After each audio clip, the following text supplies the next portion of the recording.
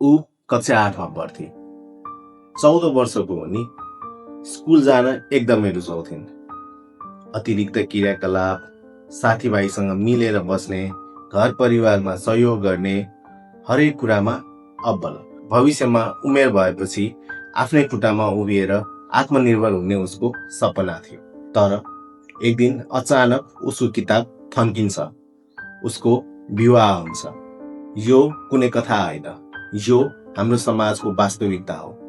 अहिले पनि नेपालमा हरेक दिन उनी जस्तो हजारौं बालबालिकाहरूको सपनाहरू विवाहको मण्डपमा जलेर खरानी हुँदैछ। यो म सोध्छु, कुन परम्पराले सानै उमेरमा बालबालिकाको विवाह गर्ने अनुमति दिन्छ? कुन सामाजिक मूल्य मान्यताले एउटा बालबालिकाको भविष्य खोज्ने अधिकार दिन्छ?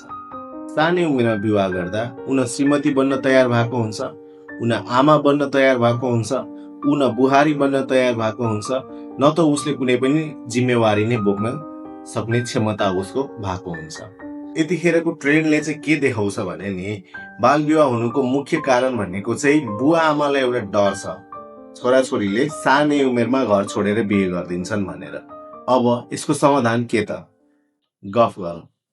बुवा आमाले छोराछोरीसँग खुलेर गफ गरौँ।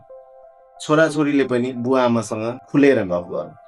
छोराछोरीले पनि आफ्नो भावनाहरू खुलेर आफ्नो बुवा आमा माझ राख्न सक्ने वातावरण, र बुवा आमाले पनि आफ्नो छोराछोरीप्रतिको विश्वास र आशालाई खुलेर प्रकट गर्न सक्ने वातावरण भयो भने सानै उमेरमा घर छोडेर गइदिने एउटा जुन च्यालेन्जेस छ त्यो चिजलाई हामीले मिट गर्न सक्छौँ।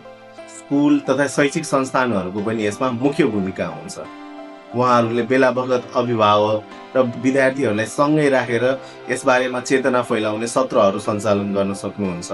अर्को, हामी व्यक्तिगत तहमा पनि अब हाम्रो घरमै भइरहेको छ, हाम्रो परिवारभित्रको सदस्यमा कसैको सानै उमेरमा बिहे भइरहेको छ, हाम्रो समाजमा छिमेकमा त्यस्तो कुराहरू भइरहेछ भने पनि हामीले उहाँहरूलाई हामीले गएर भनेर सम्झाइ बुझाइ गर्न सक्छौँ। किनभने बाल विवाह गर्दाखेरिको फाइदा केही पनि छैन कि बेफाइदा मात्र छ, होइन?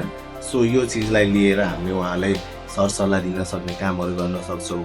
म सानो हुँदाखेरिको किताबमा पढेको चिज बाल विवाह भन्ने चिज गलत हो भन्ने कुरा आजको 20 वर्ष 30 वर्षसम्म आइसक्दाखेरि पनि तपाईँको अझ पनि हाम्रो समाजमा विद्यमान छ भने किन यो रोक्न सकिरहेको छैनौँ भन्ने कुरामा पनि गम्भीर प्रश्न हुन्छ।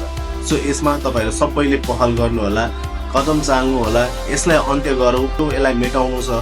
एउटा राक्षस हो जसले हाम्रो दिदी बहिनीलाई, हाम्रो समाजलाई खाइरहेको छ। सो यसलाई अन्त्यको लागि सबैले पहल गर्नु होला। धन्यवाद। Thank you very much.